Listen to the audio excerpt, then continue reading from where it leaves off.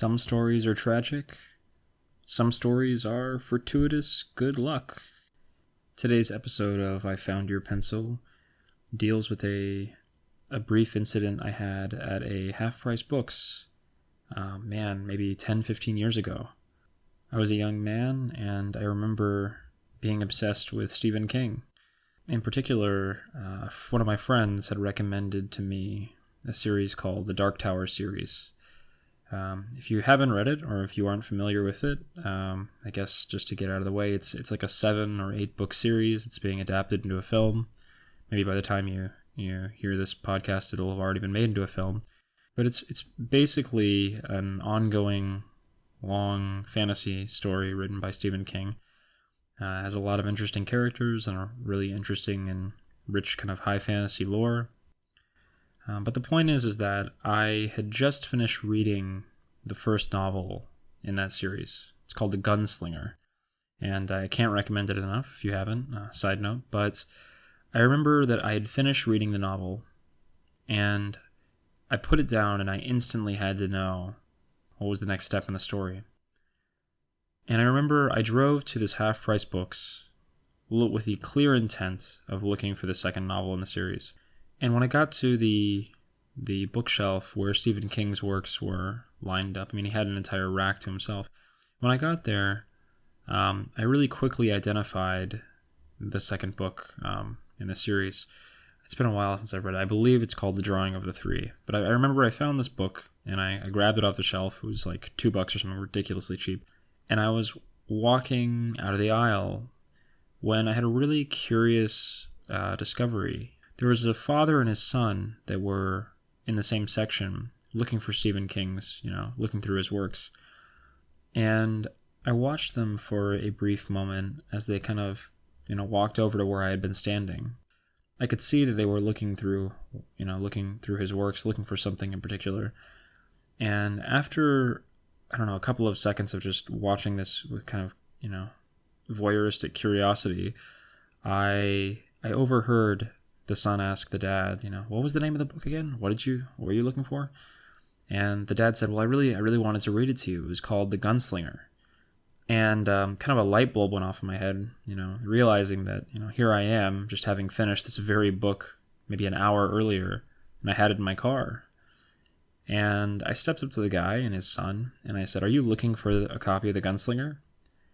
And the dad said, yeah, actually, I am. I'm looking to read it for my kiddo. I thought it'd be a good, father-son read. Now, I guess I should just say this isn't relevant to the story, but that is not a good father-son duo read. It's a very violent book. I really wouldn't recommend it. Stick to Harry Potter for young kids. Don't be reading The Gunslinger. But in that moment, I didn't really, challenge him on it. And I said, hey, I've actually got a copy of it in my car right now. I just finished it. I'm actually here picking up the second book in the series. Do you want my copy of it?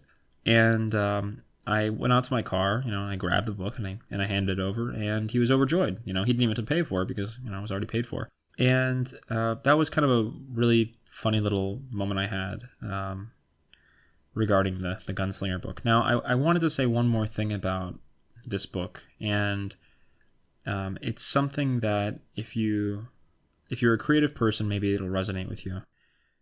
In the afterword to the book, there's a brief couple of paragraphs by Stephen King where he talks about writing The Gunslinger, and he talks about writing the Dark Tower series, because by the time this first book had been published, presumably he'd already written 3 or 4 books in the series, or he was working on them at least.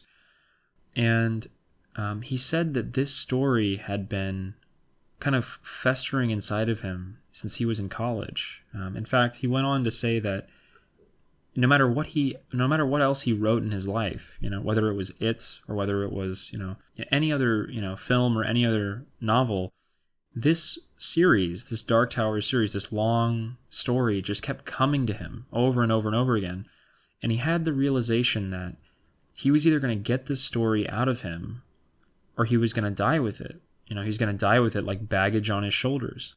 And eventually it compelled it, the emotions wound him up so much that it compelled it to get out of him, and it compelled him to sit down and just get it out and breed it out of him, and birth that series and that book. And I remember when I read that, it kind of flipped a switch in me, because over the course of my life, I've always had little stories and characters and dialogue, and I've had all that stuff come to me, and I had never thought of it like that. I had never thought of it as you either have it get out of you or you don't.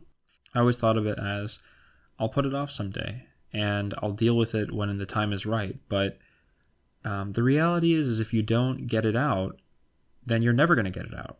And there may not ever be a right moment to get it out. This isn't some self-help Tony Robbins spiel. This is just an observation in the world, in reality. And I think for me at that point in my life, that was a really important thing to hear. I didn't take that lesson on board for many, many years after the fact, but it was nonetheless something that when I heard it, it left an impression on me.